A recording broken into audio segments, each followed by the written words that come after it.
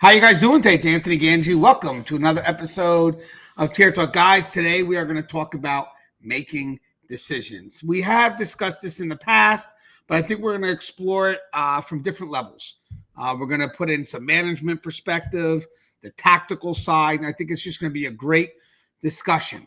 I mean, decision making is within our area of expertise, myself, Joe, and Russ, but we definitely know it's a skill that you must have in order to survive this career in corrections at every level. And it doesn't even matter which department you're in. This is corrections. We deal with complex issues, not difficult issues, complex issues. That means that we have to solve things or they grow in its complexity. And when we solve them or we make an effort to solve them, usually it's based on very limited information. So technically, we don't look for perfection. As I said before, we just look for progress. We look to create momentum. And there's a lot to discuss when it comes to decision-making in corrections, because again, in corrections, our problems tend to be complex and fluid. All right, let me get our guests. So we have Russ and Joe. So let me get Russ first. What up, Russ? Hey there, Anthony. How's it going? Good. Hey, Russ, you mind introducing yourself, please? Sure. My name is Russ Hamilton. I'm a former and retired sergeant from California Department of Corrections and Rehabilitation. Started my career way back in 1989 at San Quentin State Prison. Eventually promoted, eventually retired. Ended up going back to work in corrections as a senior juvenile correctional officer. And I currently work for a company where we do reentry and rehabilitation work as a private company for a local probation department and a local county jail where I am a case manager. I am also the founder of Keepers of Chaos on Facebook. That's Chaos with a K. And we are dedicated there towards promoting this fine career and for not just this career, but for everyone that works in corrections. And we attempt to mentor, train, and just, really bring the business to people in order to help them in this, which is often a very difficult, a very difficult job. Yes, and we love having those resources, and we love having you. And we also have Joe. What up, Joe? What's happening, guys? Good evening. Hey, Joe, you mind introducing yourself, please?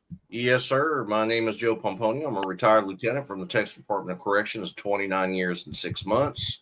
I'm currently working as an assistant jail administrator in our local sheriff's department in the jail division and a panel member here for Tier Talk.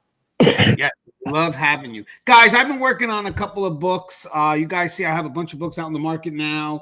A book that I'm very happy with that's already out, that's available at Blue 360 Media, is tips for new correctional officers and their supervisors, because that book's got a lot of advice for new rookies coming in, but also for senior staff and their supervisors to help translate those lessons. And I have a book now that's on its way to being published that provides another 79 set of tips for rookie staff that's going to complement well with the other books that I have, especially tips for new correctional officers and their supervisors. But I want to mention something real quick. It's not just about the tips, but also keeping the legacy of good, solid, strong foundational practices. I mean, that's what this book and these books I write, I hope it translates. So I'm looking forward to getting that book out in the market. But what we're going to discuss today is covered in the new book. It's covered in the older books as well, but we're going to add some newer things to it because, again, discussions like this, they do evolve.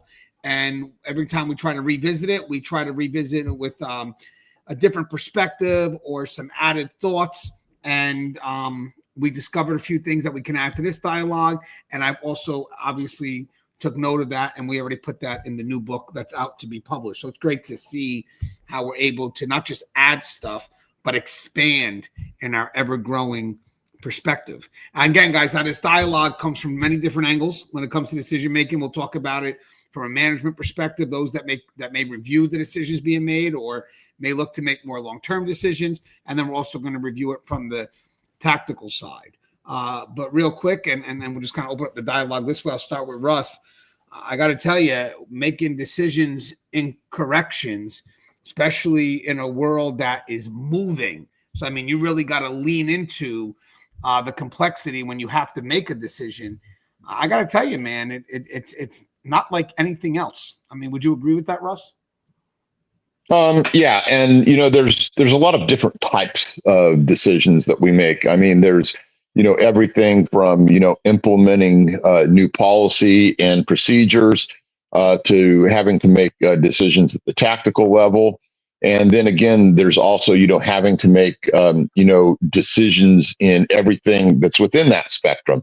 So it really comes down to making sure that you're well versed, well trained, well read, knowledgeable, and that you have a grasp and knowledge of the reality which you affront every day, because the environment that we work in corrections is like none other.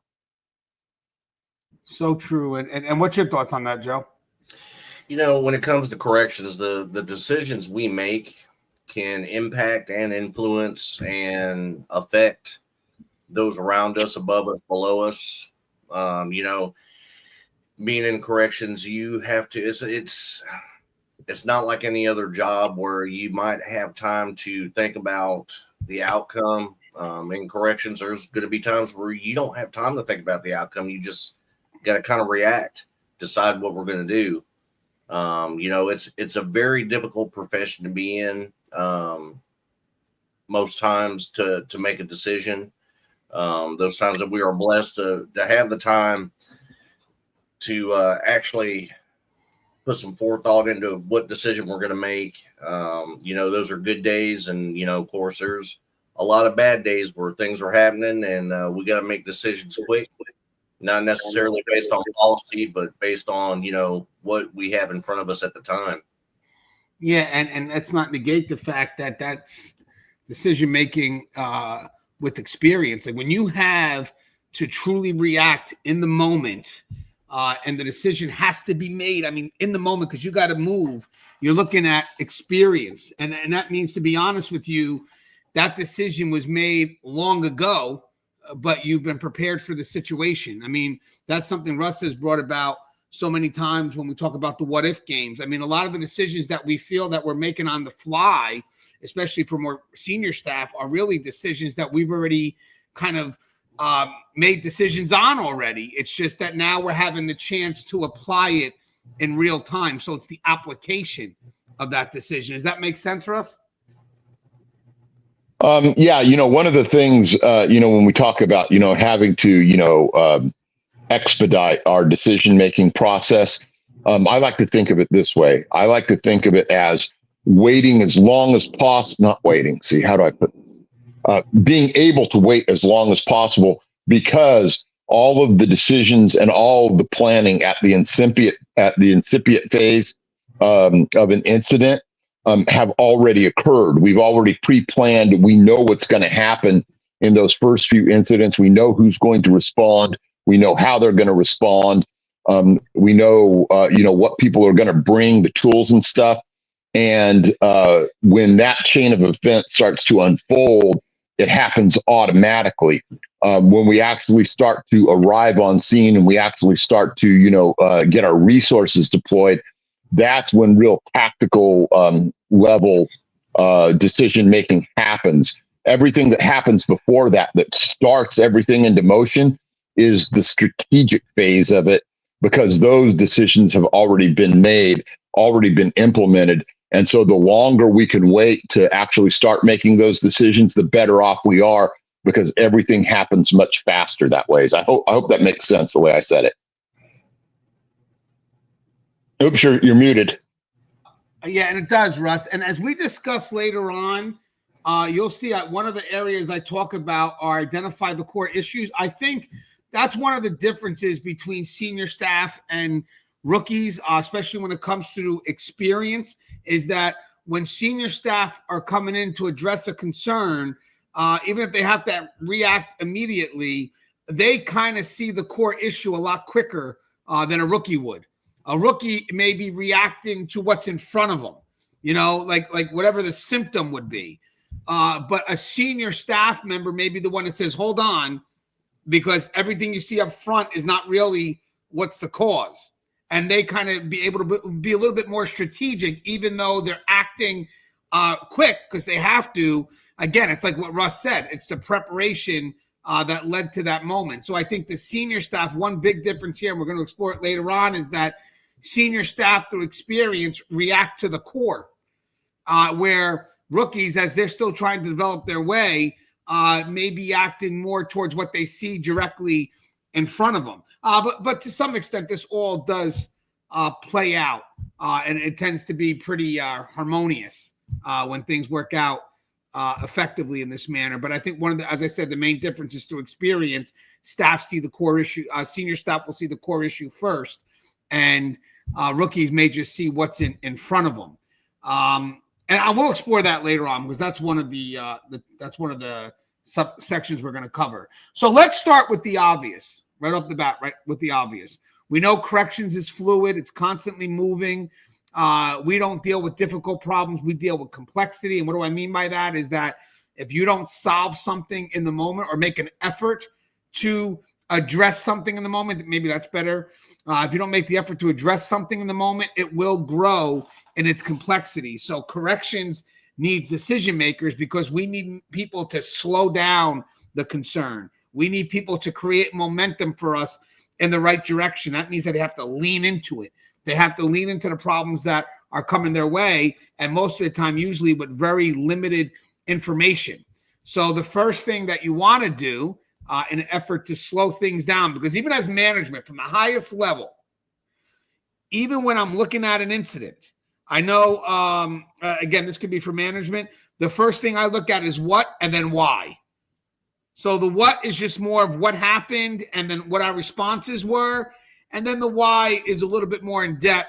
And that gives us a chance. That's where the Monday night quarterbacking comes in, because that's the unique thing, because the why is usually not discovered until after the incident is done, the true why behind it all. But the what of what has happened, the what behind the decision being made is usually something that we look at first. Now, granted, when it comes to this, stay calm and assess the situation. This is something that I think is really corrections 101. But with that said, it's not always that easy to do. I mean, we are dealing with some crazy situations. So I know, like, sometimes when you're in training, people will say when you make that decision, you better make sure you stay calm and assess the situation. But what they may not be able to tell you is the type of situations that you'll see that will kind of influence you not to want to stay calm. So just in general, Russ, I mean, I'll start with Joe first and Russ. Just in general here, stay calm and assess the situation. I mean, that's a lot easier said than done. I mean, what would be some of the main differences between senior staff and rookie staff? Well, when it comes to assessing a situation and staying calm in the moment, your senior staff 9 times out of 10 have been through this scenario before. They know the initial threats. They pretty much know what the outcome's going to be. So it's easier for them to walk in with a calm tone and an even breath and deal with certain scenarios. Whereas your rookies, probably their first time, their second time, third time dealing with these conflicts, don't know what the outcome's going to be. They don't know what's driving the situation. Is it the person that they're dealing with, individually, or is it somebody, is it another inmate that got him wired up to act the way he's acting? Your more senior staff kind of already know how to act in a situation because of what's actually going on. So yeah, staying calm and assessing the big picture is, a good thing to do. Sometimes it is easier said than done because, there's sometimes this guy may be yelling and screaming and causing an uproar and causing other offenders to kind of join in. And, it's one of them situations where you either got to isolate him from that, to avoid the situation, or, try to calm their nerves. But, staying calm, sometimes is a lot easier said than done. I mean, I can attest to that myself. When you got somebody yelling and screaming at you for a length of time, it's kind of hard not to try to overmatch their voice power with your voice power. So it's a tough thing to do. It's not as easy as it reads there on the bottom of the screen. Yeah, and I want to also add to compliment what Joe's saying. Staying calm also reflects control. So even while you're trying to figure it out, staying calm and assessing the situation when time allows also showcases that you're in some level of control, which even as a supervisor, you want people to see that because they need to follow you. The last thing I want to follow as a frontline professional is a supervisor that's not calm and just rushes into the situation. And I have two notes here. It says, take a deep breath, focus on observing the environment without rushing, and identify the key factors, who's involved, what's happening, and potential risk. And I want to mention something about rushing real quick, because a lot of people will say, well, sometimes the action demands you to go in immediately. I think with rushing here, if I could just put a context to that, Russ, and I'd love to get your thoughts on this, is when I say rushing, I mean to some extent going in before you are ready to go in. You may feel that you're prompted, you must go in, but you also got to be careful that in your efforts to go in, you don't become a greater liability. I mean, are you going in strategically or are you going in on impulse? What's your thoughts on that, Russ? Yeah. Okay. So first off, there's a whole lot there. I'll say this, back toward the end of the 19th century into the beginning of the 20th century, there was a famous lawman and gunfighter named Wyatt Earp. And when he talked about gunfighting, he would say, it's really all about taking your time in a hurry. And I think that really translates well over toward just, response to incidences overall, because what you have is you have this compelling sense of urgency, and yet that urgency doesn't get you anything except the impetus to try and start reacting quickly. And if you're just all over the place and your energy is not a directed energy, you're going to spend your time on doing a lot of things that never really count towards counteracting what the situation is. And so what you have to be able to do is you have to be able to put yourself into that frame of mind where what you're doing is you're making the right decisions in the right order, in the way that things are unfolding to make the biggest possible impact on what's going on. So you, in essence, are doing that. You are taking your time in a hurry. I think that, one of the things that we want to do by portraying, that calmness is truly, showing that, we're in control, that we're managing the situation. But we also, at the same time, we do have to impart a sense of urgency into it so that people don't think that, oh, this is just business as usual. And then once you've been through things like this enough, once you've seen how others do it, you start to begin to come into your own and to be able to do this, management of the situation. And decision making gets easier, it gets quicker. And, in most instances, we do get the result that we want, or at least we're able to, finalize what's going on. Most of the time, situations are not overly protracted in corrections. Usually we deal with them very swiftly. Those ones that do tend to go on can be some of the more serious issues that we've seen: hostage situations, killing of staff members, large scale riots and things like that. But for the most part, I would say that we tend to end things quickly, at least if we're well trained and willing to use our experience to try and optimize the outcome that we want. Yeah, and guys, I know that when it comes to a situation, obviously the pressure of time, but I don't know if it's so much, we've discussed this in the past and kind of as our dialogue evolves, I don't know if it's so much the pressure of time to get facility back to normal operations, because we know facilities operate pretty much minute by minute, or rather the pressure of time because we know our problems grow in complexity. So with that said, if you don't act now, where is it going to go? And I think a lot of people, when they become hesitant, is that when they try to put a decision out there, they look for a perfect decision that can stop it, where we may not be at that point. So we're looking for is something to slow it down. You know, because remember, guys, when you're making a decision, you're trying to create momentum against momentum that's already been created.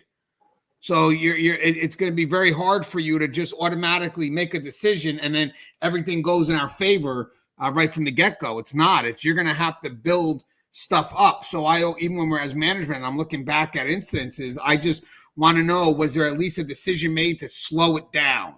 Did we slow it down? And then, look to see what we can do next. And I think that's where you got to stay calm a little bit and assess the situation, but the added pressure of time in regards to you believing that the problem could become more complex is going to push you forward. And I think that's where senior staff, that's where the rookies need to look at the senior staff, because as Joe mentioned too, along with Russ, is that senior staff may have been there and done it.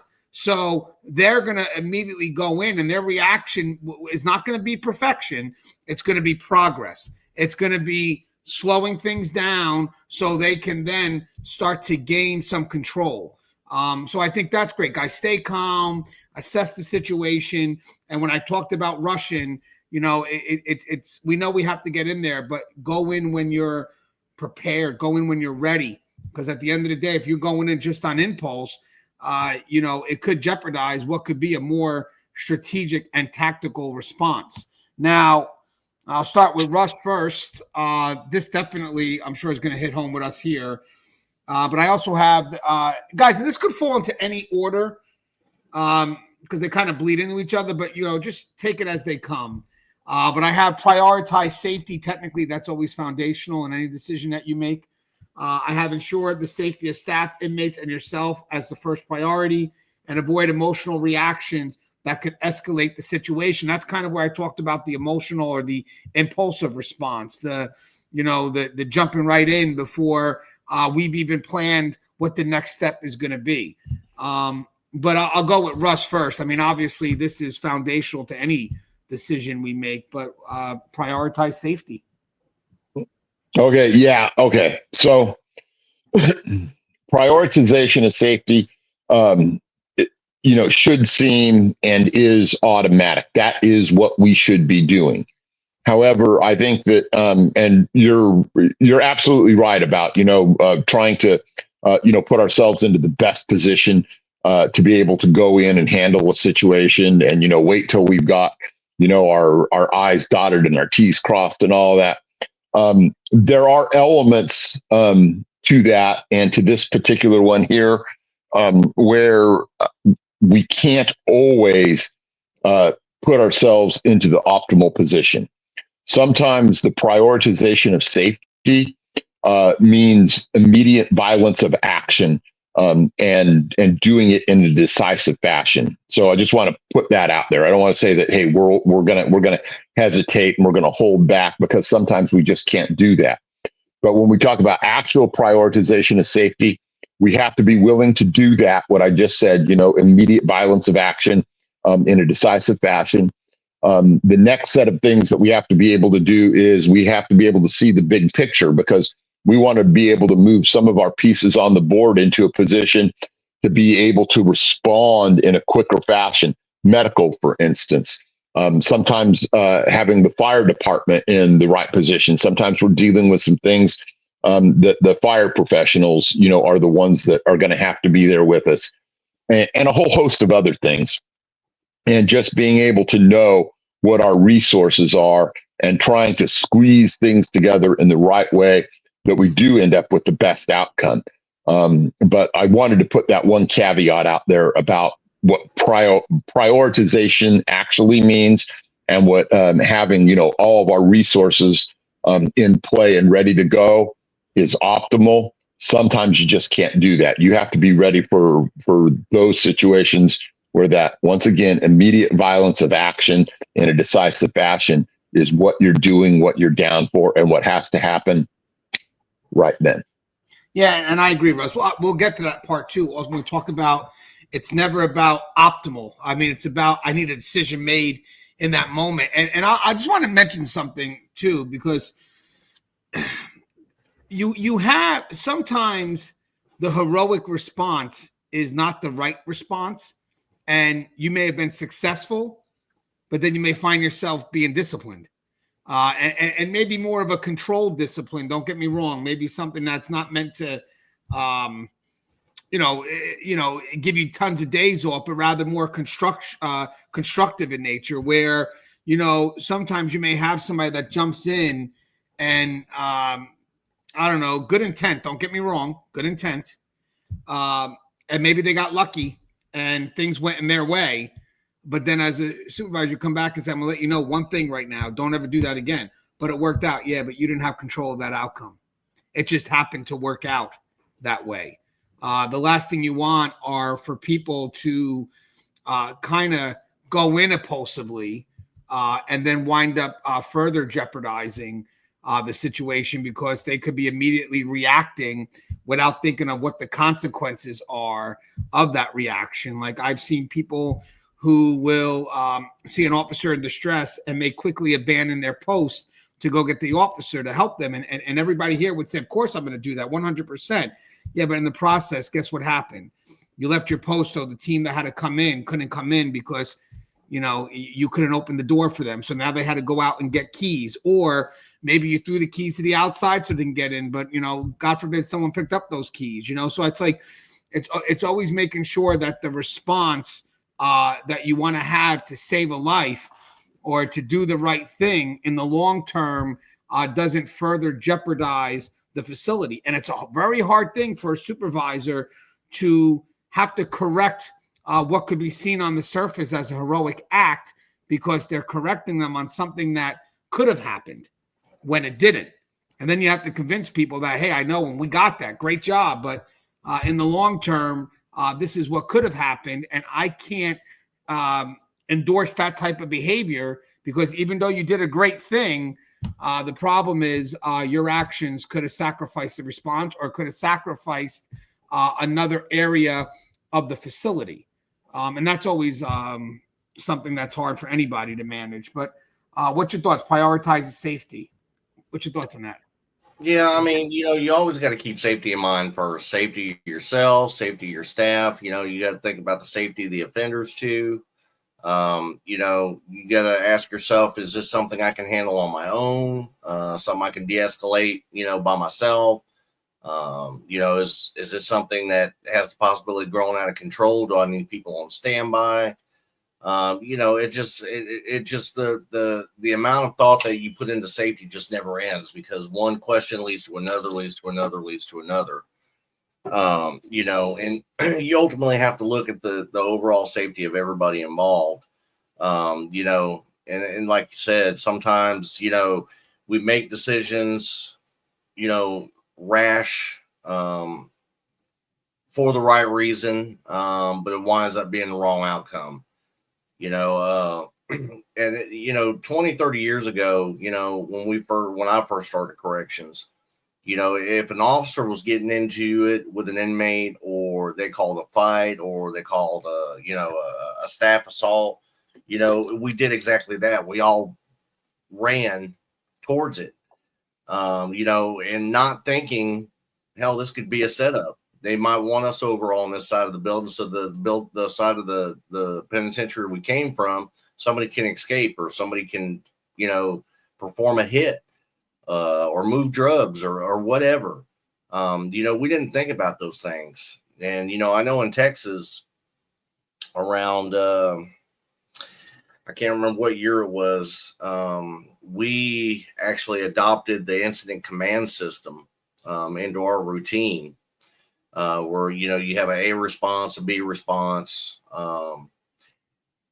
It was something hard for us to get used to, because we were so used to hauling ass and trying to get to that situation.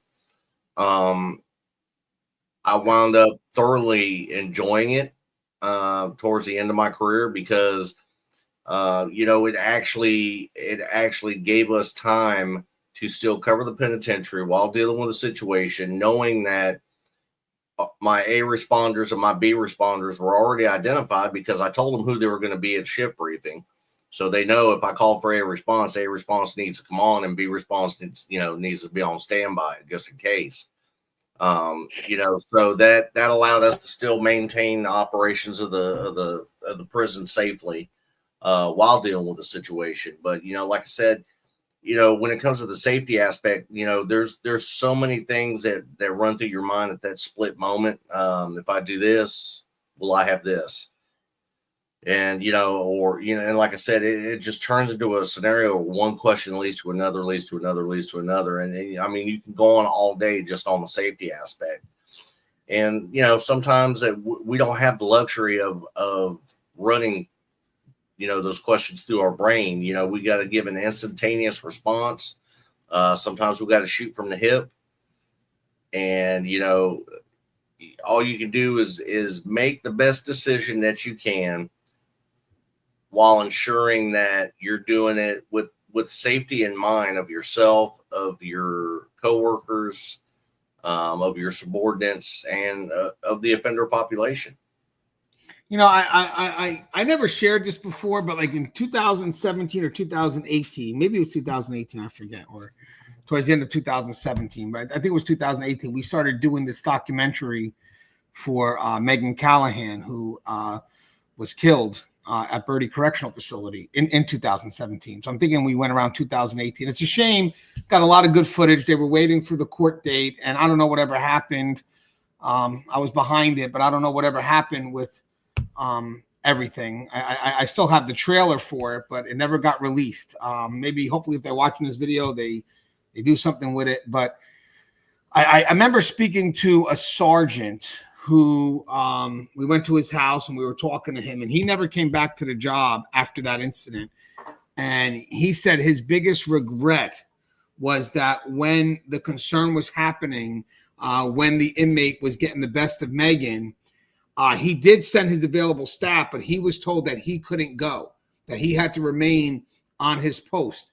As a sergeant, he had to remain in his area. He couldn't leave it abandoned. And when we were chatting with him, he starts to break down, and he said that he should have kind of disobeyed that order, that the priority was for her safety, and that the supervisor that gave him the order, so his lieutenant or his boss, whatever their structure would be, but it would be his boss, he kind of has animosity towards that, and basically he took on the guilt of, what he feels is having to stay there. Where I remember when the cameras were off, we ensured him that you didn't do the wrong thing. You did what had to be done, because you don't know. You don't know what would have happened if you would have went impulsively. And your supervisor, you don't think that decision was hard for the supervisor who told you that? That's a hard decision for the supervisor, but the supervisor's doing what they can to also maintain the bigger picture, the safety of the overall facility. God forbid you put all your resources in one area. And like you said, it's a distractionary technique. So, or tactic, distractionary tactics. So that's what makes corrections very difficult. It truly does. It makes it very difficult, because you're never going to have a decision that's 100% in favor of the outcome that you want. And I think that sometimes when we act impulsively, all we think about is the outcome that we would like to have.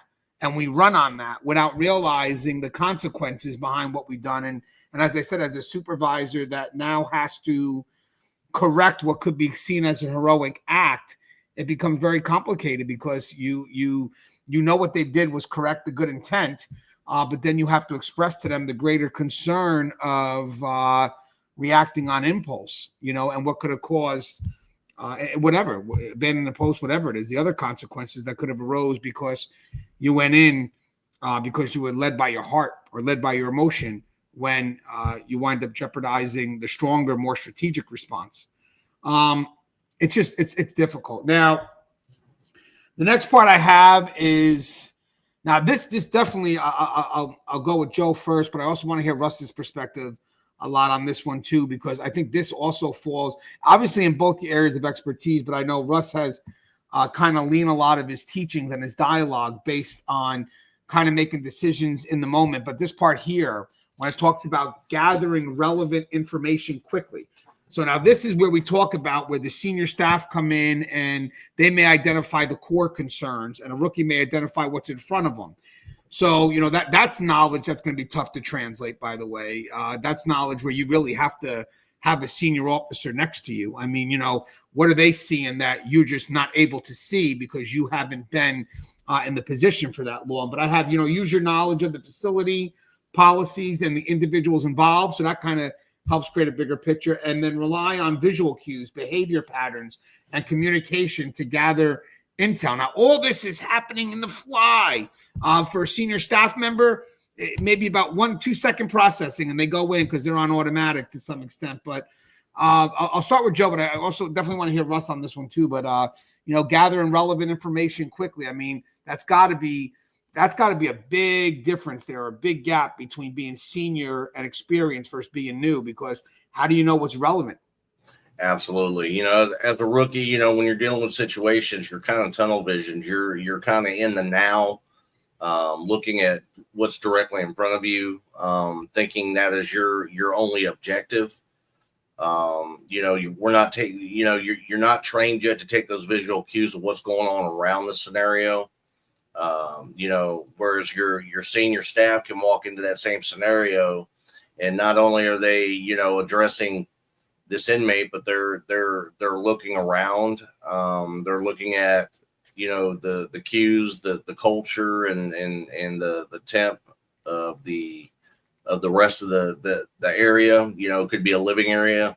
You know, if your inmates or, you know, the other inmates are sitting in a day room watching TV, not really paying much attention, you know, chances are it's not going to be a big issue. But, you know, a senior staff member can walk in and all of a sudden you got guys that are walking around the day room. They're laced up. They got towels wrapped around their face.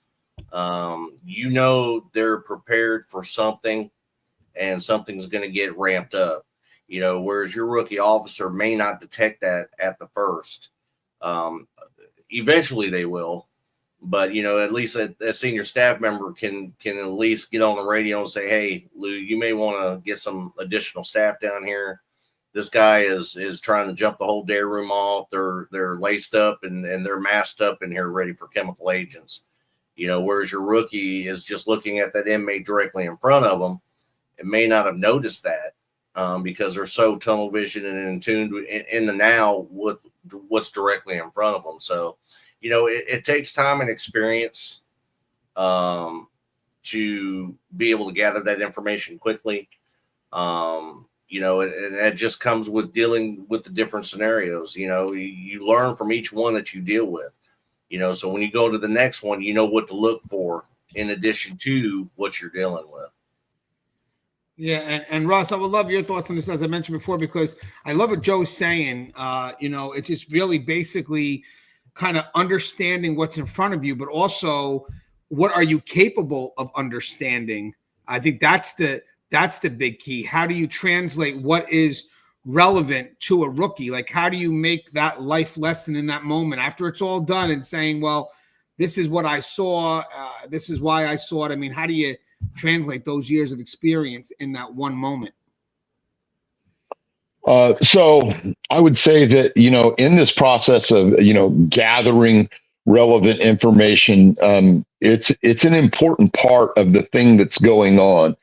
The problem, though, with actually doing this gathering of relevant information is we tend to take that information, and because we're human, we view it through this lens of confirmation bias, because we have a natural way, especially when we're really experienced professionals, we have a way of letting that inform us as to something that simply may not be true. So when we do that, we might miss what the big picture of the thing is that's happening. And this is where the critical thinking process really comes into gear. I'll tell you, when I did my sergeant interview, one thing that I really wanted to impress upon them, in order to get the job and all that, is I wanted them to see that I could, think through my decision making abilities from the beginning of the incident to the end of the incident. And so I took them not only towards the conclusion of the incident where you're having all of the cool stuff happen and, you're dealing with, putting the riot down or whatever else is going on, to at the end of it, hey, making sure that we go out there and we medically clear every inmate. We medically clear every staff member that's in question, right? But then beyond that, we have to ask ourselves more about the incident. What actually happened here? Why was it happening here? Is there any chance that I have a concern that I have to do a complete staff accountability? Yeah. So I'm going to do a complete staff accountability. I'm also going to, if we've had a big riot, at some point, we have to get busy counting bodies too, because we don't necessarily know the totality of the thing. Was this whole 500-man riot part of an actual escape attempt? Because believe it or not, there are some hardcore, heavy duty, hitting, key holding type of inmates that could cause that to happen. So the idea behind that is you better be aware that the information that you have is incomplete and that you don't actually know what happened or why it happened. I hope that this is making sense in that, because in corrections, we're constantly dealing with corrections that many people, I mean, very gifted, supervisors and so forth, can almost always draw the right conclusion from. The problem is that small percentage of time we can get complacent about it because we're so good at doing that. Yeah, and Russ, when you talked about the confirmation bias, what's unique. So we've had on the channel before, we talk about what ifs and critical thinking, and that, yes, that's definitely tries to help prepare you to respond. But one of the things that it also does, I think it also prepares you to want to respond. You are going to be seeing things in corrections that 9 times out of 10 you're going to be too afraid to respond to.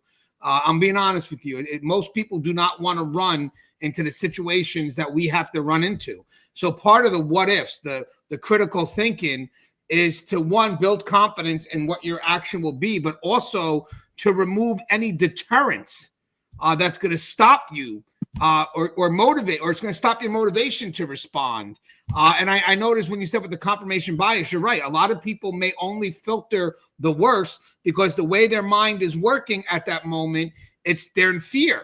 They know they got to go in, but all they're seeing are the worst possible outcomes. That's why the what ifs, the critical thinking aspect, not only helps prepare you and provide you with more confidence, but also may shift that bias that's automatic in us to maybe self-preservation. I'm not running into that. But with that said, you have that, you start to give yourself that proper mindset that motivates you to run into that. And I think that's where the strength of the what if and the critical thinking comes in, because it motivates you past the resistance of what would be, I honestly think, an initial fear at first because of what you may have to run into. And the reason why I want to say that is I want to add something, so remember, guys, when you go impulsively, it's impulsive. You may not even have time to process fear. You're just going in because your motivation could be to protect someone.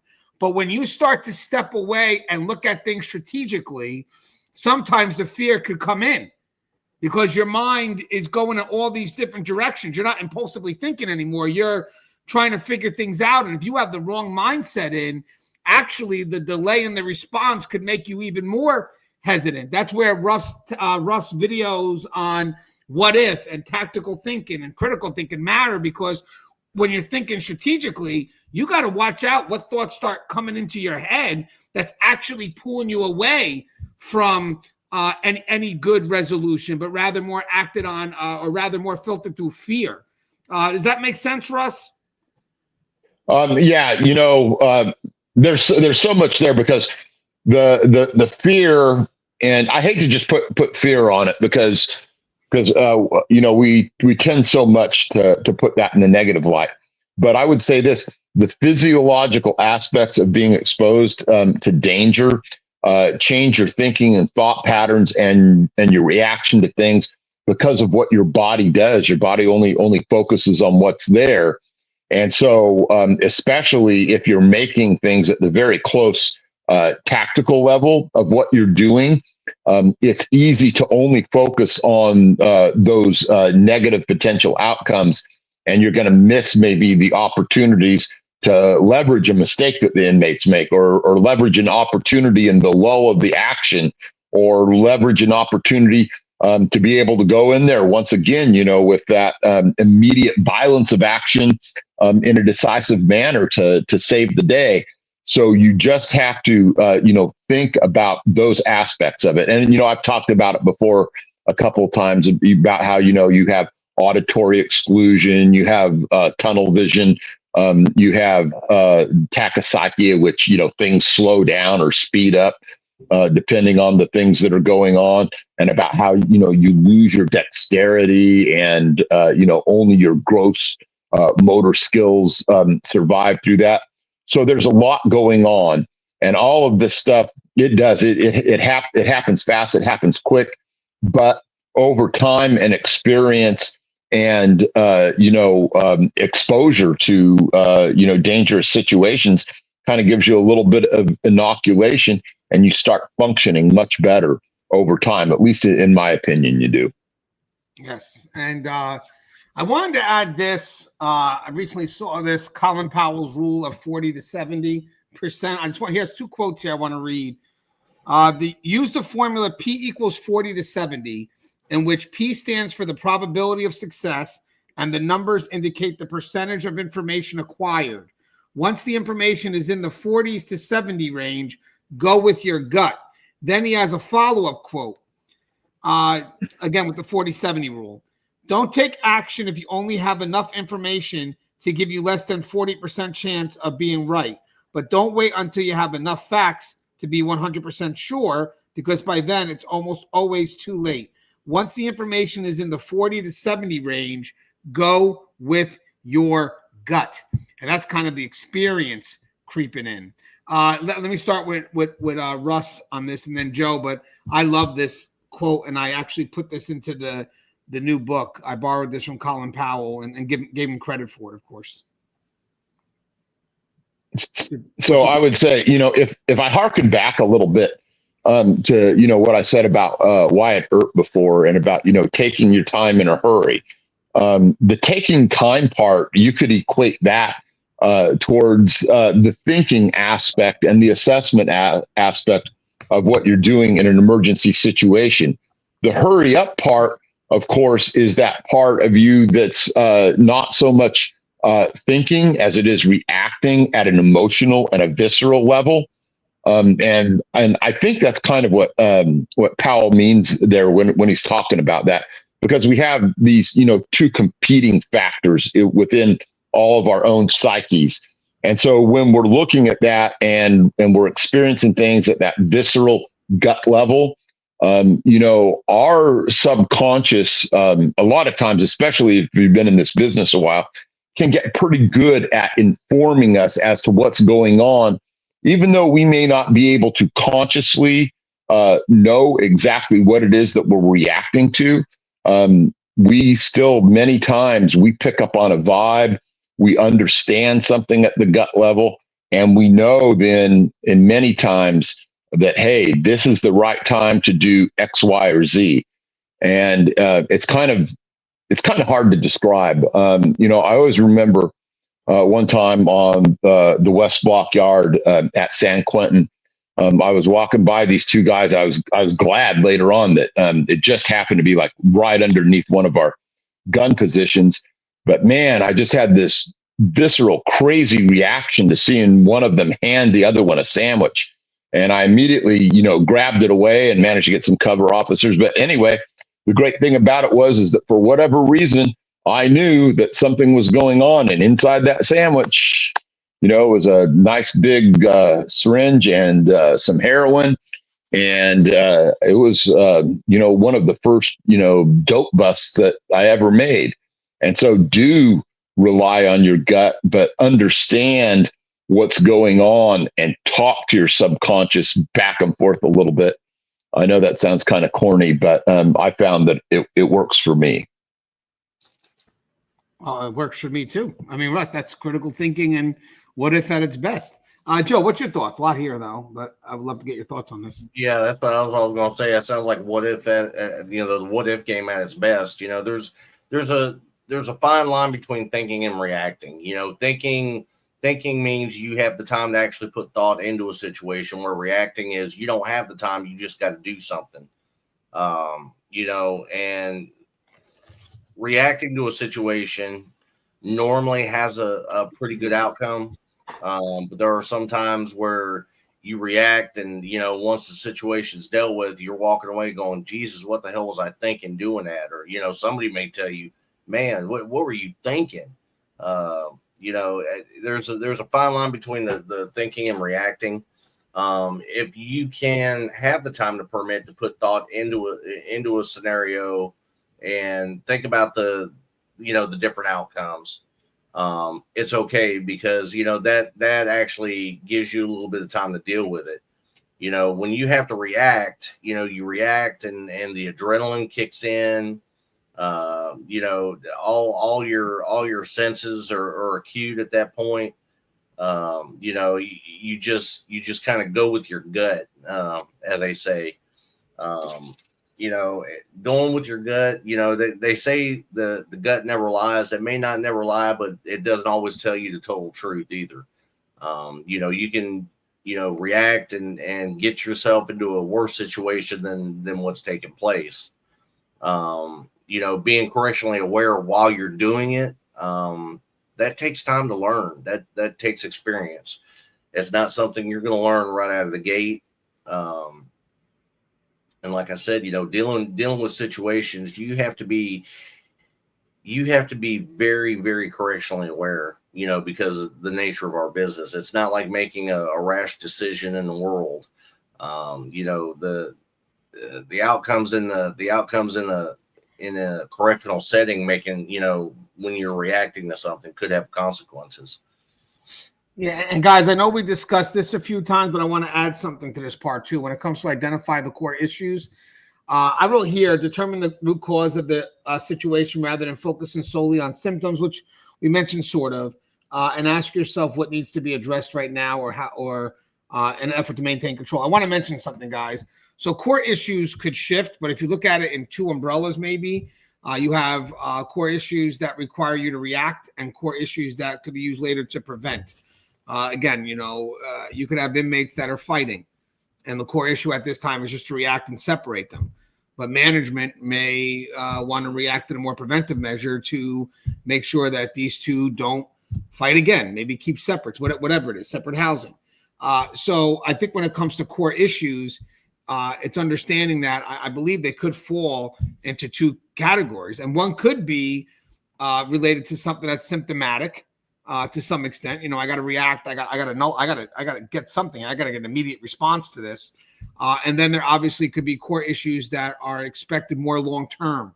But with that said, I do feel that senior staff definitely come in and know how to balance that out. I think that's a good balance that senior staff need to translate to the rookie staff, which is the core issues, knowing the difference of what's a reactionary measure and what's a more long-term measure, and what requires an immediate response and what requires a more delayed response, which we'll get to.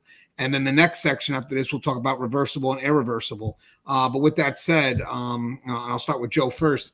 I think that does make sense, right? When you have core issues, but reactionary is one side of core issues, and then you could have preventive core issues too, which is more maybe long-term. Oh, you're muted, Joe. When you go into these scenarios, it's what we call prioritizing the decisions. You identify what your immediate needs are, and identify what your secondary needs are going to be. And it's the same way in making decisions. You want to identify the ones that have the higher probability of any kind of staff danger, or inmate harm.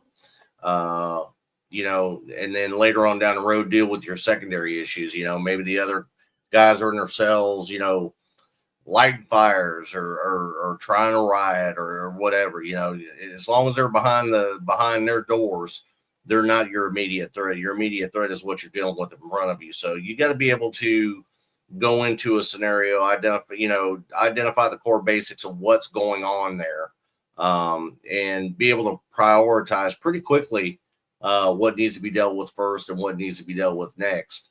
Again, you got to do it with safety in mind. Like you were talking about the two inmates fighting, 30 years ago, it was, we would just run up and separate them. If we were the only person, hey, y'all, back it up, knock that shit off.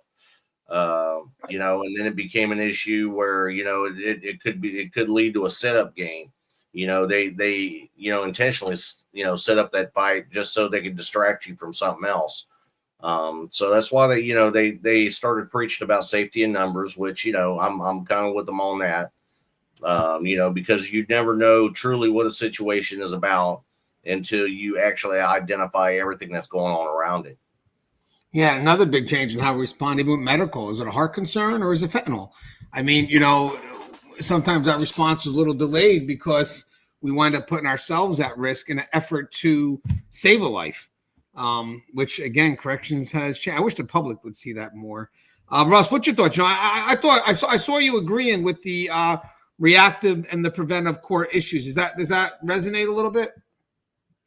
Yeah, because the two things I think, especially when you bring up the fentanyl, you go rushing in to save an inmate now, and you may really be putting yourself in a position to get yourself killed over the fact that he's ODing.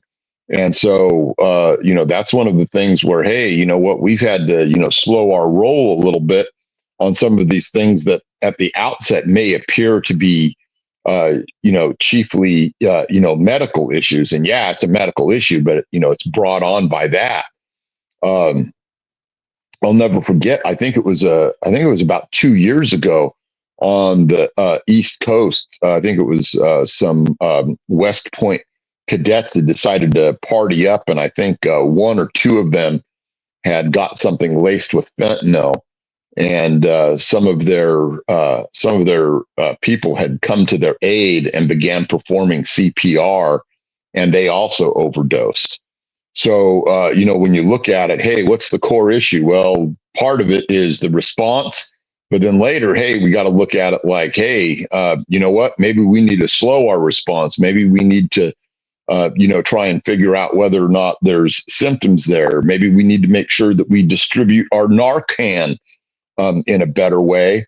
Maybe we need to, work on adding some canine posts or things like that. So you have that, that outward strategic level, and then you have some of the more that tactical level when you're actually responding to what it is. So yeah, by all means, core issues are many and varied. And I think that, every single time, even if we don't think there's something extra that we can do, we need to evaluate it as if there's a chance we might discover something for ourselves.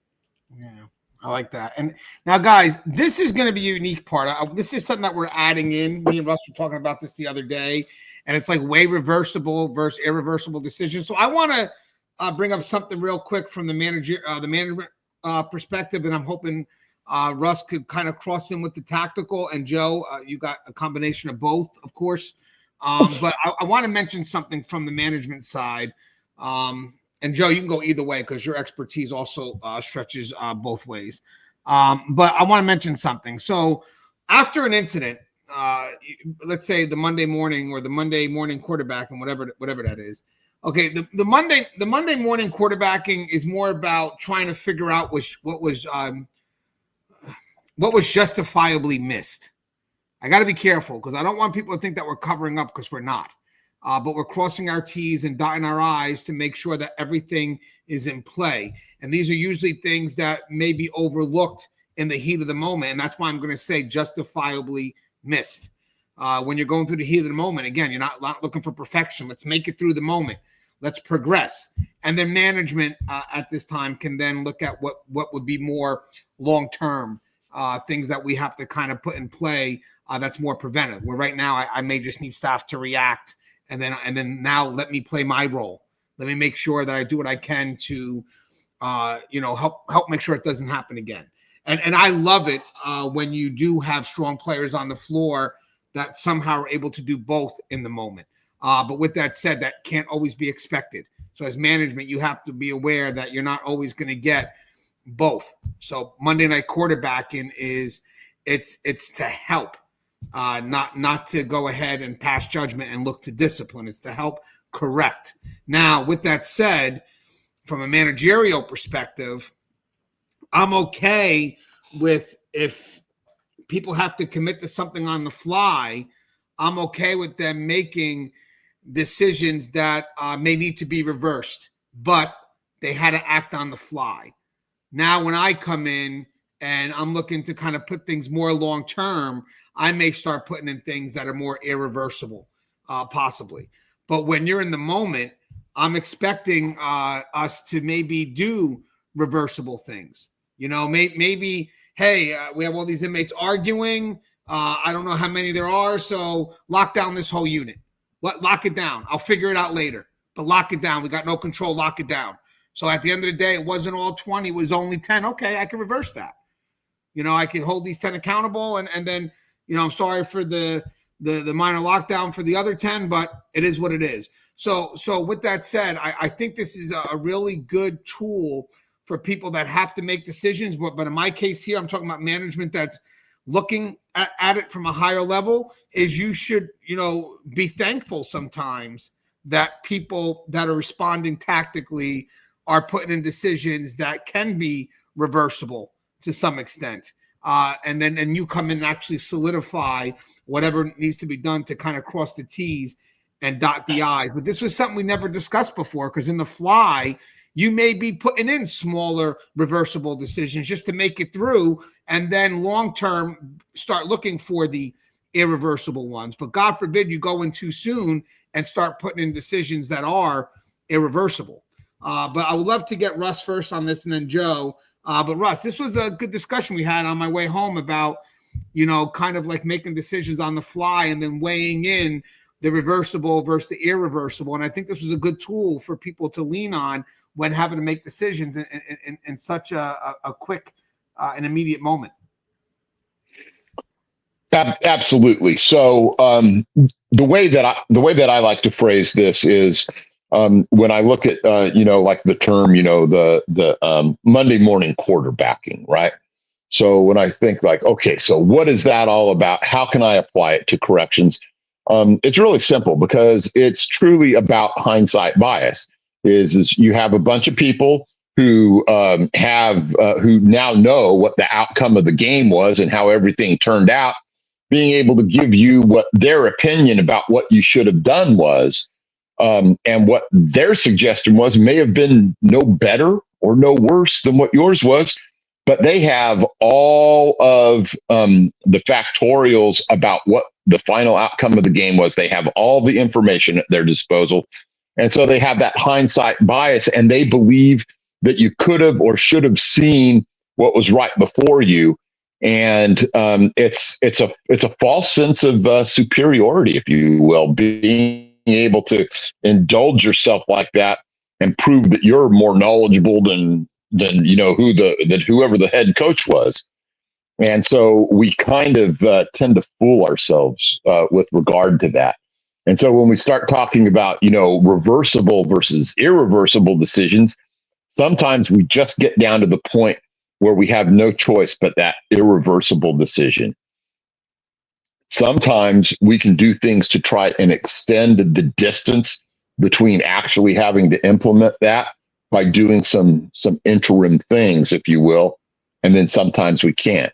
I think, like, if I want to point out something that's an irreversible decision, that will, maybe make a good example in this is firing a shot. In CDCR, we had lots of positions where we had lethal overhead opportunities. And I was, although I never shot anyone, I was involved in several different incidents where shots were indeed fired. And so, inside some of those security housing units and stuff, we had the big signs that would say, no warning shots, meaning we were going to fire for effect every time. Out there on some of the yards, things were a little bit more loose, if you will. And so one of the kind of reversible, in a way, decisions that we could make is we could place that warning shot. We could fire that thing and get the attention of the inmates, and maybe at that moment in time they become compliant, maybe they don't. One thing though, when you finally fire for effect, that is an irreversible decision, a necessary one probably in most circumstances, but not one that you can call back, because now you have run the gamut of what all of your options are, and there's nothing left on the table except that one particular action. And so that's what, it's not that we want to stay away from that, but if opportunity allows, we want to wait till the last possible time to do that in most circumstances. I'm not going to say that's the right thing every time, because sometimes you can just get yourself into a worse and worse position because you didn't capitalize or leverage an opportunity that previously prevented itself. So, when push comes to shove, sometimes it just gets down to the fact that, hey, this is the decision we're making and it's go time, and there's no way to take this back. There's no way to pull this piece off the table once I've made my move. Yeah, and you know what, Russ, speaking of that, some people may even see reversible decisions as the weaker, but actually it's the anchor for control. I mean, it really is. I mean, when you come in and you're trying to get things to that 40 to 70% range, as Colin Powell will say, that's not just going to come to you while you're doing nothing. That's going to come when you're trying to at least get some level of control and some movement going. So with that said, that reversible decision, I think for me, because I've done it when I reviewed something, I'm like, you know what, well, you could have done this, and then we could have always fixed this later. But in the meantime, do this. That's why it's always good to kind of got to be on point with that policy and procedure, because I think the reversible decisions that you make may fall into the efforts of bringing things back to policy and procedure. A lot of that, because, I know people that can explain a quick decision that we may have to reverse later, but they'll explain why they had to do it, because in that time, this is what they had to do to bring things back to normal operations. And Monday morning, when we get together, we go ahead and reverse it, to cross our T's and dot our I's, but with an understanding of why it was done. So I think for people that make the reversible decisions, no, that could also fall in line with decisions that are just not in policy, or more so just not in the procedure. And then now, as Monday morning quarterbackers, we need to understand what you see at that tactical level, and then be able to help you create the picture that you needed or that you wanted. That's the key. We're helping create this picture together. So now, what do I do now to complement the picture that you were drawing yesterday? Or last night? What's your thoughts on this, Joe? Yeah, when it comes to decisions, reversible and irreversible, we used to call that the, firing the bullet that you can't get back. I may go in there and cock the hammer back, but I'm not quite going to, I'm not ready to squeeze the trigger yet.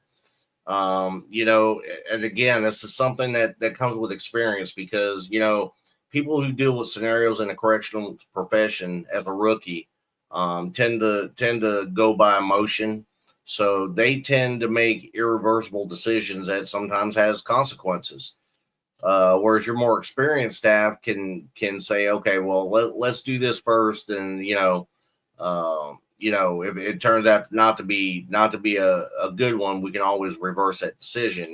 Just like you said, going into a living area, and, you got, 20 inmates who are in uproar, we can always lock down that side of the facility. That's, that's something we can reverse later on down the line if we need to, especially after we find who the true participants are.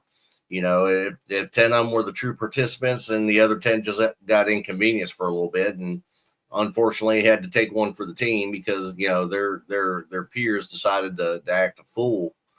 Now given that same scenario, if you just go in there and you start firing chemical agents off, without, say, checking with medical to see if anybody who's living in that area is on the contraindicator list, and one has a reaction to the chemical agents and winds up, God forbid, dying as a consequence of you firing, that these are decisions that you made emotionally that, you can't, once that bullet's fired, you can't get that back. You just put yourself in another realm. So, it behooves people to, think about the entire picture before you go in and actually make that decision, because, some decisions we can deal with at a later time, through a serious incident review or, Monday morning quarterbacking. And then, there's decisions that are made that, it's no longer about the quarterbacking. It's no longer, about the reversible scenario. Now it's about consequences of that decision. So, we have to weigh those options, and sometimes, we may,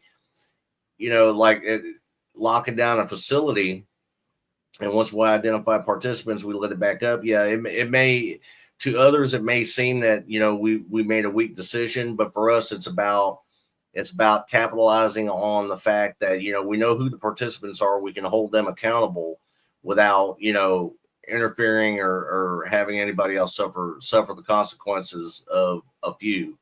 So, it's again, this is something that will come with experience and time in the system. Yeah, and the reversible decisions are also what help create the momentum. And guys, it's also a decision not to make a decision. Let people know that as well. It's a decision not to act. I have the next one. I have weigh immediate action versus delayed action. Now this is more about the generalized approach. So decide whether the situation requires immediate intervention or strategic delay. If action is necessary, ensure it's decisive and consistent with policy. I mean, there are some things on the surface that you may want to jump the gun with, but it may be better later on to kind of let it roll out, because maybe it will be more favorable if it tends to go a little bit longer.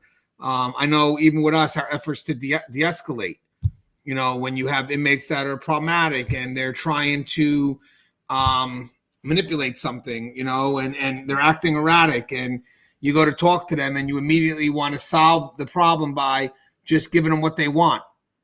You may have to go through this struggle a little bit, be strategic, battle through it, because the moment you open up that door, that's a hell of a Pandora's box, because it echoes throughout the facility.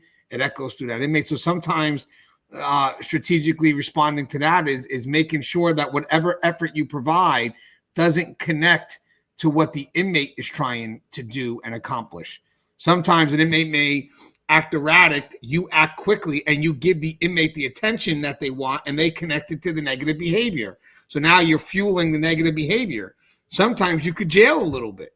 Sometimes the guy's erratic, you don't give them what they want, you're a little persistent, they're persistent, eventually they tire out, and then maybe later on you talk to a more reasonable inmate, they make a little more sense, and then it's like, well, I'll come back. And then maybe if you have to move them, because it could be, you move them, but the inmate will not be able to connect that move to that negative effort on the inmate's end. But again, sometimes those strategic delays work. You just have to get through a bit of a struggle. But I'll go with Joe first. What's your thoughts on weigh in immediate action versus delayed action? Perfect world, we all, hope for delayed action, because that gives us time to think about resources, that we might need, especially if the area that, these inmates are in are already secured and doesn't warrant an immediate action. A delay. I always liked delayed reaction, because it gave me time to actually, kind of play a quick version of the what if game in my mind, to know what I need, how many I need, how much I need, Unless it's a situation where it calls for an immediate action. Inmate on inmate fight, one has a weapon, something of that nature that, you don't have, the time's not on your side. A life could be taken in that instance. So, there are going to be times where, you have to weigh the immediate to the delayed. And, there are just times that you're just going to have to react, and perform the action. Like I said, in a perfect world, delayed reaction is the best thing. It's the best response to have, because, that gives us time to, kind of catch our breath and think about what we're going to need, how we want this to, how we want to design the outcome of the scenario. And, there's going to be times where you have to, step in immediately. And, if it's an immediate reaction that's warranted and needed, you got to be able to do that. And sometimes we do it without thinking about the consequences. And sometimes I've made immediate decisions where, I wasn't even worried about the consequences because of what was happening in front of me right then and there. Yeah. And guys, I want to mention something. There will be times where you will have to act immediately, and there will be times where you may have a chance to delay it. Sometimes when you act immediately, that's kind of where you got to be wary of that, because that's kind of where you're being controlled. You're being pushed, where the delay starts to put things in your control. But unfortunately, that's not always up to us too. Inmates know how to play certain games that force you to react. But with that said, once there's a developed pattern, the more you start to get familiar with what the inmate's trying to do, then you start making long-term decisions that help us later on deal with that immediate need to react, if that makes sense. So you may have an inmate that knows how to push the button that forces you to react a certain way. And then after a while, it's like, well, this is a pattern. So while you're reacting, you're still reacting, you're coming up with longer term decisions. So now you may not be in the immediate need to react. You could be more strategic, but in the process, before that plan comes in, before that delay comes in, you're still going to be fueling it, only until you can safely lean on what would be the long-term discussion or the long-term plan. But the funny thing is, usually those long-term plans, I'm going to be honest with you guys, sometimes you see immediate reactionary decisions, let's say one department, but sometimes the more long-term solutions usually come when we're all working together. And the reason why that is when we're all working together, the inmate can't circumvent one department over the other. So when we're all on the same page, it doesn't give them anywhere to go. So like, granted, if it was just us, custody responding, inmate may try to maneuver around mental health and try to move around medical, because they know, listen, these inmates know policies pretty much for every department. So they know exactly what to do to get those immediate reactions from each department. So they're going to try it out individually. I'll try it out with medical. I'll try it out with mental health. I know what to say with mental health that gets me on a constant watch. I know what to say with medical to get me on a watch. I know what to say with custody to get me on a watch. So, but once we all start working together and we're kind of all on the same page, then we start to develop strategy, which means that they can't play any one of us, because we've all agreed together collectively on how we are going to move forward with this one inmate who seems to be developing a pattern that forces us to react. And I think that's truly a good long-term. It's delayed, but usually when we're all working together, we're able to find ways to maneuver around the game that the inmate's trying to play. What's your thoughts on this, Russ? You there, Russ? Russ? I'm here. Are you there? Yeah, I can hear you. What's your thoughts? Oh, okay. Yeah, you froze up. Oh. So basically, when we talk about weighing things, right, is we have to take into consideration what it is we're gaining, what it is we're losing. Sometimes there's nothing like immediate action and being able to capitalize on an opportunity. and not letting the opportunity slip away from you or get worse. If you're putting an inmate and or inmates into a position where they have a longer amount of time to coordinate what it is that they're trying to accomplish, you're then putting yourself into a really bad situation by not capitalizing on getting it done quickly. I would say in most cases. That's why this is such a hard thing to decide, and there is a lot of nuance, and there is a lot to go through mentally, and sometimes you don't have the luxury of that amount of time to decide. So I would say that, if the inmate is being put into a position where time favors you, and you're able to get more resources there, and you're able to shut off what he or she is doing, that's good. But if you are letting people coordinate tactics, if you're allowing a single inmate or multiple inmates to get into positions where they're able to get their hands on something that they can use as a makeshift weapon, get themselves into a position where they can access an area that's defensible to them, get themselves into a position where they can use superior numbers against staff. All of those things are bad, needless to say. So just know, some people operate on the principle that delaying is a panacea and it's always good, and that's not necessarily the case. If it were the case, we would never lose an institution. If that were the case, we would, always be victorious.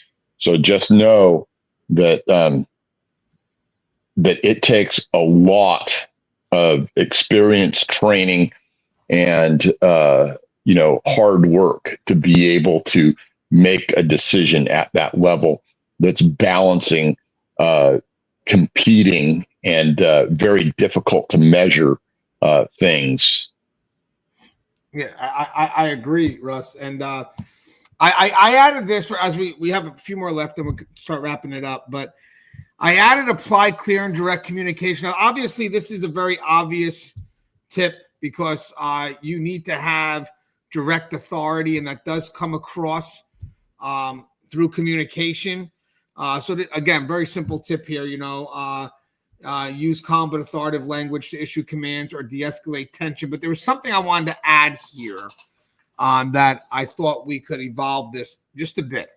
And I want to go with Russ first and then Joe, but I know Russ is definitely going to see where I'm coming from with this. When you make a decision, especially if that decision has to involve some level of interaction with the inmate, you got an inmate that's irate and you got to try to calm them down. And I've seen this happen, especially in the efforts to de-escalate. Let's be honest, the efforts to de-escalate, if it's too long, you're going to start negotiating. And negotiating, you don't negotiate correctional objectives. So the longer a de-escalation attempt goes, it does cross into negotiations, because the party trying to de-escalate also starts to get tired. Then they start to negotiate, they start to compromise. But I wanted to add this. You want to avoid unnecessary explanations that can invite further resistance. There are so many times where I see somebody barking out what needs to be good directives to achieve the correctional objective. And then the moment that one of those directives are questioned, they give the inmate too much. And then the inmate winds up building further resistance because you just put in dialogue that the inmate really, they either don't need to know or it just was not well thought. I think that when you try to spend too much time over explaining the directive, you wind up weakening the reason for that directive in the eyes of the inmate. And I see that a lot. I see that the over communication, the over explanation actually weakens your authority. And they will keep asking why until they find the right reason to go against. I'll start with Russ on that first. Yeah, this is what I tend to, call, the expansion of the situation. It starts out with something that the inmate's unhappy about, And then pretty soon, he's drawing everything from, national security to foreign interests, and it's kind of like he's trying to draw everyone into a big straw man argument, not with one straw man, but with 100 of them, and or they're doing what I call, once again, circle talking. And so what we have to do is we have to narrow the focus. But I'm going to tell you right off the bat that in most cases, especially with an inmate that's just being completely unreasonable, we're going to fail at that. And that's just, the nature of the beast. That's where we, end up having to get down to, drawing a timeline, at least in our own heads, and giving them an opportunity, an alternative, and then a choice, and then an ultimatum, and then that's it. Endless, the idea of endless negotiating back and forth doesn't get either party anywhere. And so, you better do it from, a position of control and power and immediacy, because dragging it out forever, I've never seen it, end right. They either have to, acquiesce, or you have to go hands on. And, you know, like I say, the longer it goes on, the worse it gets. And then pretty soon, you're not even talking about what the original issue was. Now we're on to issue 3, 5, 7, 9, and so forth. And I've carried on these conversations so many times. I know how they go every time. And I'll tell you this too. There's always someone, in the crowd or later on looking at your report or the video or whatever, that always believes that they could have done better than you. And that's also a whole other can of worms, but that's my straw man that I just brought into this. Yeah. And guys, I love what you're saying, Russ, because in the context of people who think longer is better, obviously it's not. It puts the odds in the inmate's favor. But I want to mention this too. It's funny when we go efforts of de-escalation, some people will ask, well, how long have you been trying to de-escalate? And other people may just say, well, who spoke to the inmate? The people that say who spoke to the inmate, all they're doing is look at the effort. They're not looking at the time. And that's great. Did you have a supervisor there? Maybe someone from mental health? The inmate still doesn't want to comply. That's great. Let's move forward. And then you get some people that say, well, how much time was it? An hour. Well, we haven't given you anything. The better question is not how much time. The better question is who spoke to him. And at that point, if you've exhausted those measures, even if it took only 5 minutes, I've seen it where the inmate could be acting up, and then you have the supervisor and mental health right there. And the supervisor tries, doesn't work. The mental health tries, and within 2 minutes to make the determination, hey, we're not going to get nowhere with this guy. And that determination to de-escalate was in 2 minutes because they knew. Yep. And then all of a sudden, the inmate, eventually realizes that this attention-seeking behavior doesn't give them the delay that they want, because they're hoping for attention. They're hoping to be dragged out. But if the supervisor is strong and they go right there with a mental health professional and they handle everything at once as quick as they could, and basically get both professionals to agree like we tried, it lessens, because the inmates like it to last longer. They love for the supervisor to try and then wait a while. Now we'll get mental health and maybe to go back with the supervisor. No, once you have the supervisor and mental health there and they both communicate and they say, we tried, I don't care if it's, as I said, 2 minutes or, I don't want to be an hour, or if it's 15 minutes, whatever it is. That's the attempt. I had both parties, because even when you go to justify your attempt, you're justifying your attempt by who spoke to him. Whether it took an hour or 2 minutes, that's who spoke, and we're all in agreement that we have to move forward. What's your thoughts on that, Joe, especially that over explanation?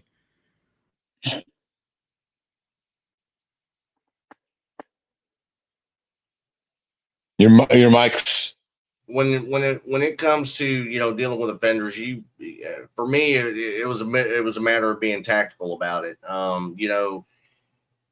Deal with the situation without over elaborating or, giving them any avenues to, either have an out or have a reason to further resist.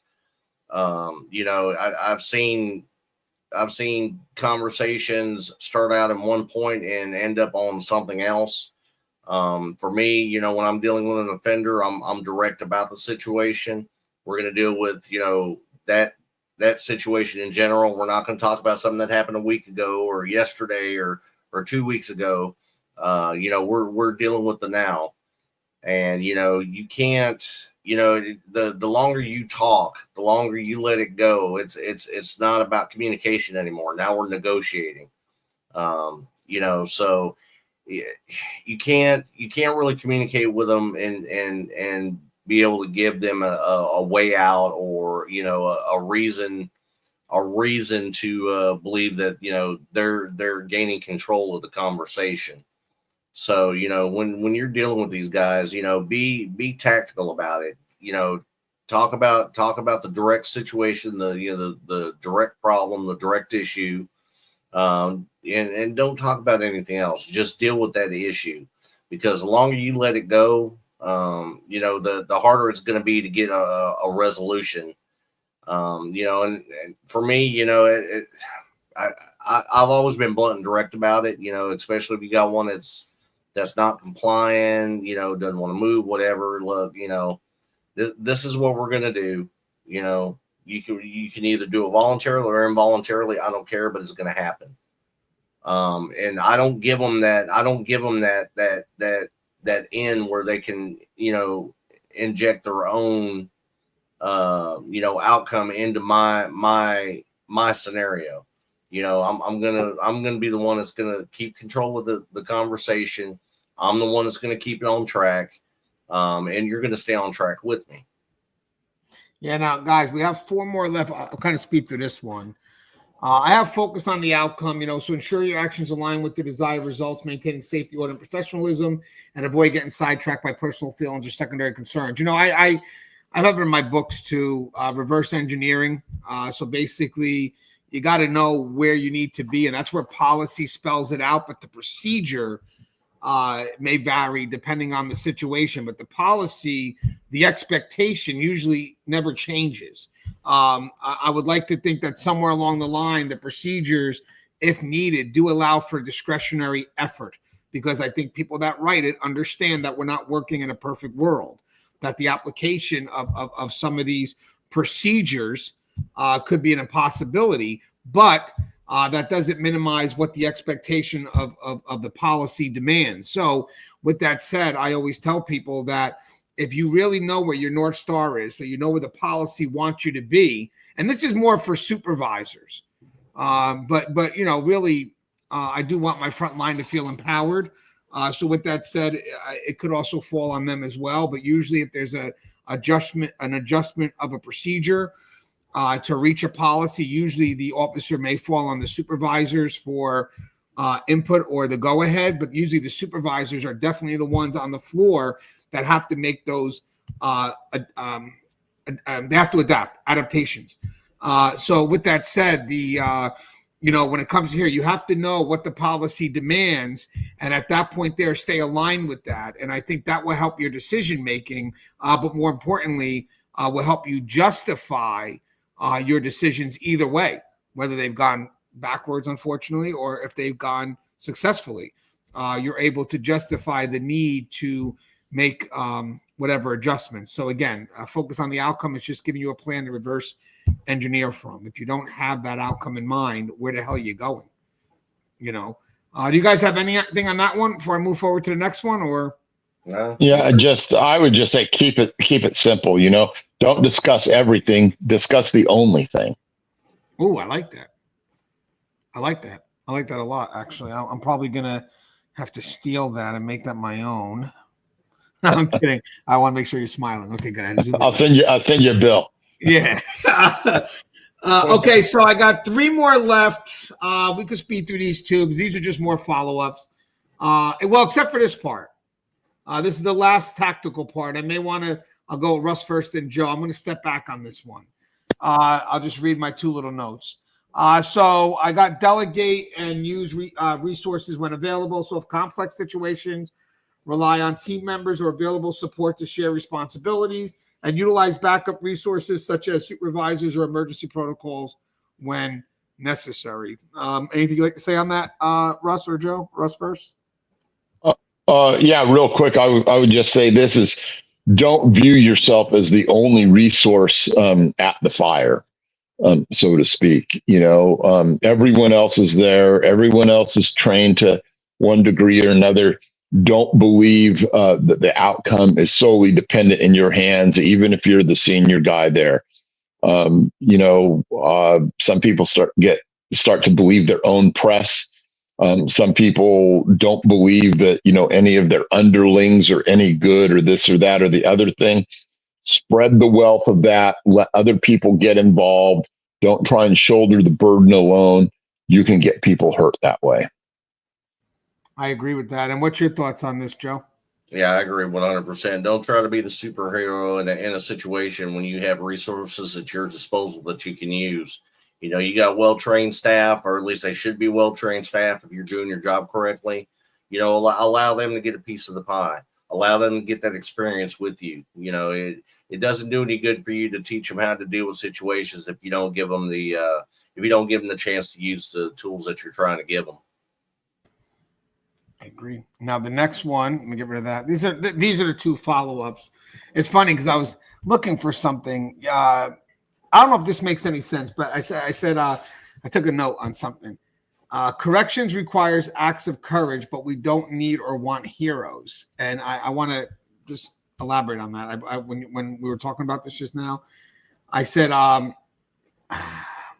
corrections does require heroic, but we don't need or want heroes. I have a feeling that heroes sometimes tend to be very self-centered because it's not like a team thing.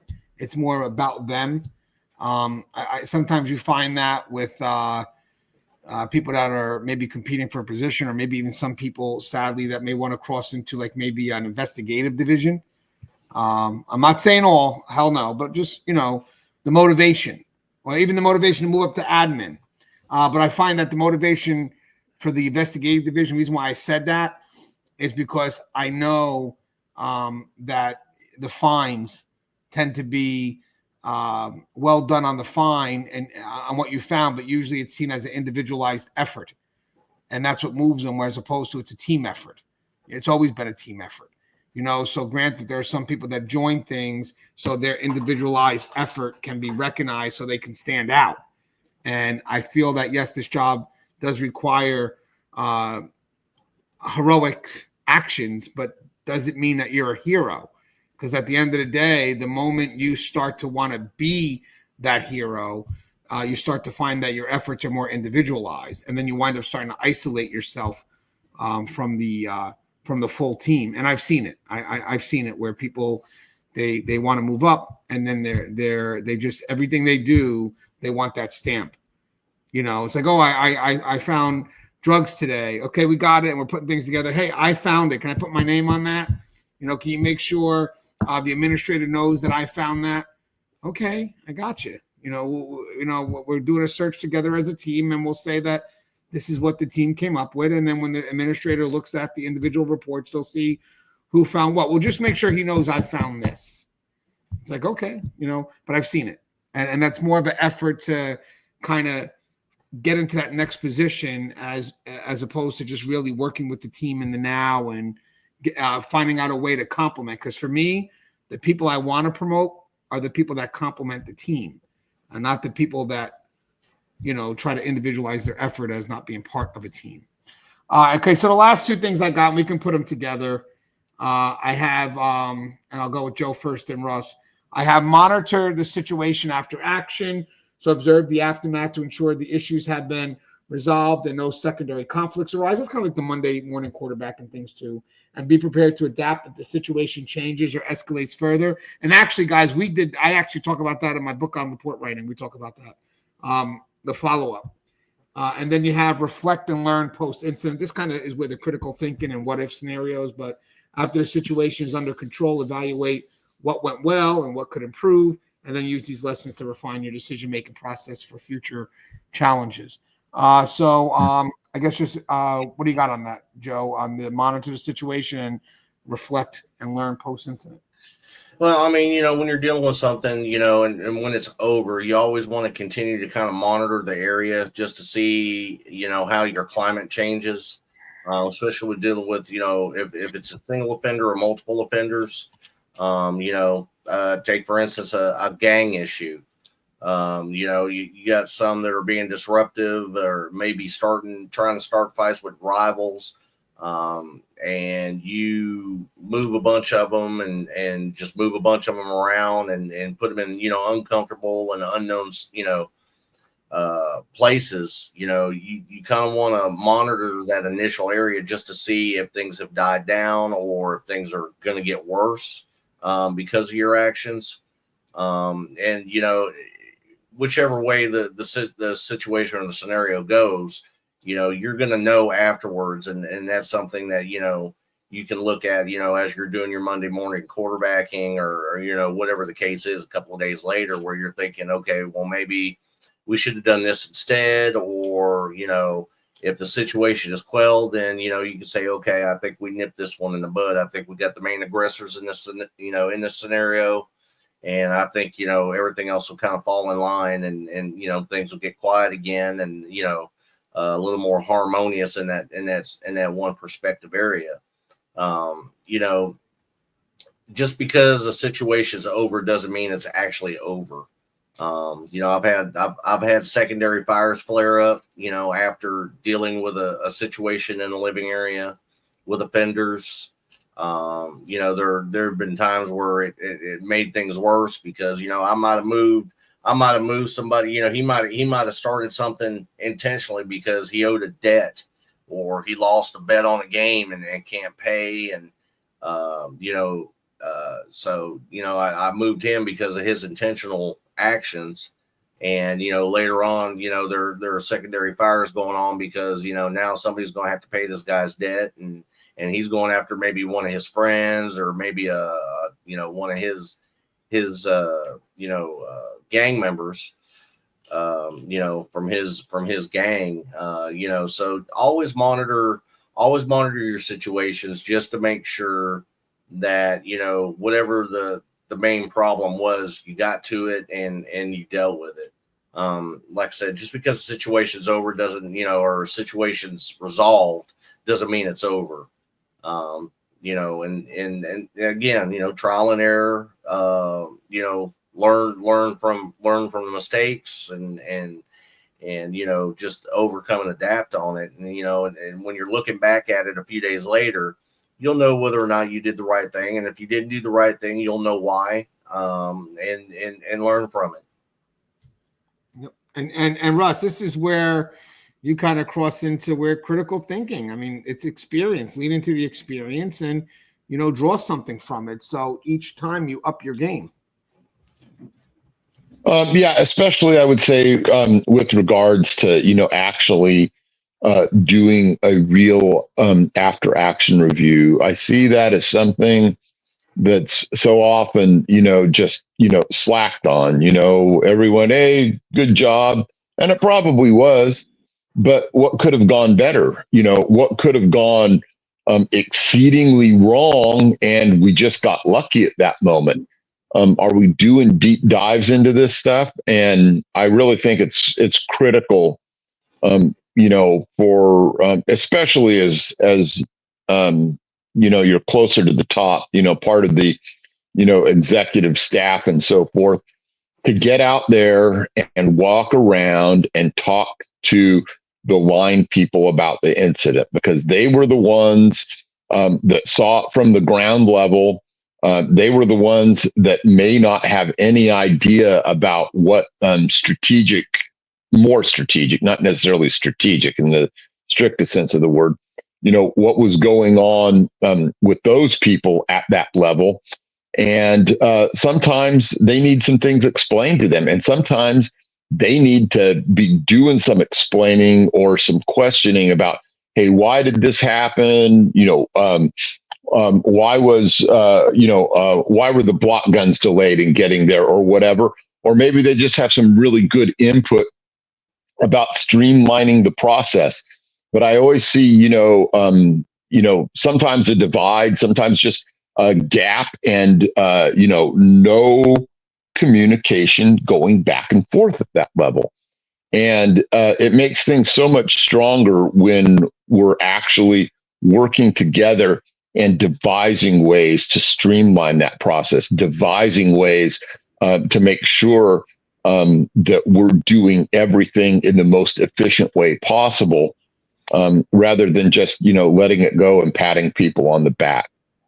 So that's what I would tell, especially I would say everyone from lieutenant up is get out there and pick the brains of those people, because otherwise, you're missing a big part of that picture, because they're the ones at the level that get that snapshot as to actually what's going on from the ground, not from that ivory tower out there.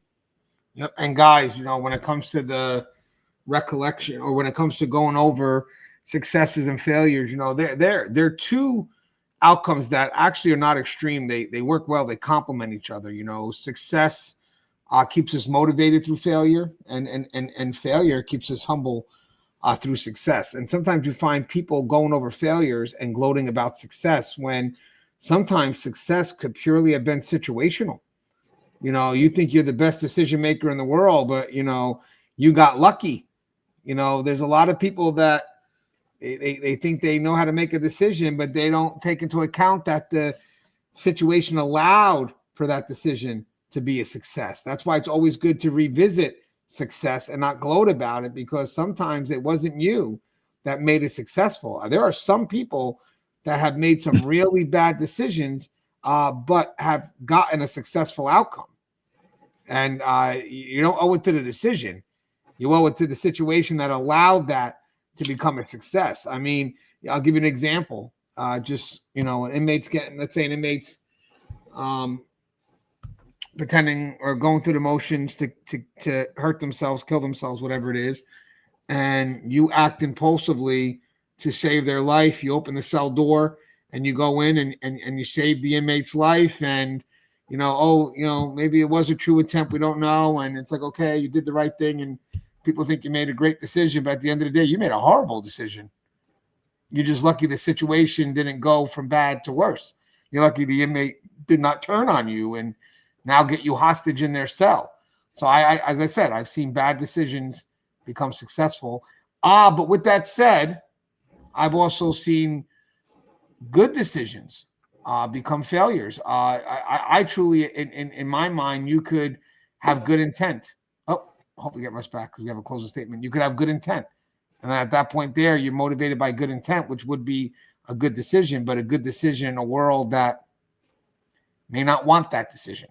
Remember, we work in a prison and jail. We're not always welcomed to people that want decisions based on good intent, because good intent could get manipulated. Hey, Joe, anything you'd like to say in closing? Yeah, the decision-making process in the correctional field is not always, cut and dry. It's not always easy. It's one that requires forethought. A lot of us make our decisions based off of prior experiences, regardless of whether they were good or bad. Just because you made a bad decision, it's not always a bad thing. Good things come from it. You get a learning experience. You have another tool in your toolbox as to what works, what doesn't work. But the main thing is, especially for your supervisors, is to know the climate of your unit, know your offenders, know your staff, and when making decisions, you don't necessarily always have to make them alone. I try to involve my COs in my decisions, because I want them to have the experience of seeing the big picture and being able to make a decision on their own later on if they, plan on going up for any kind of supervision. With the old adage that there's no I in team. Don't be the superhero. Don't be, don't worry about,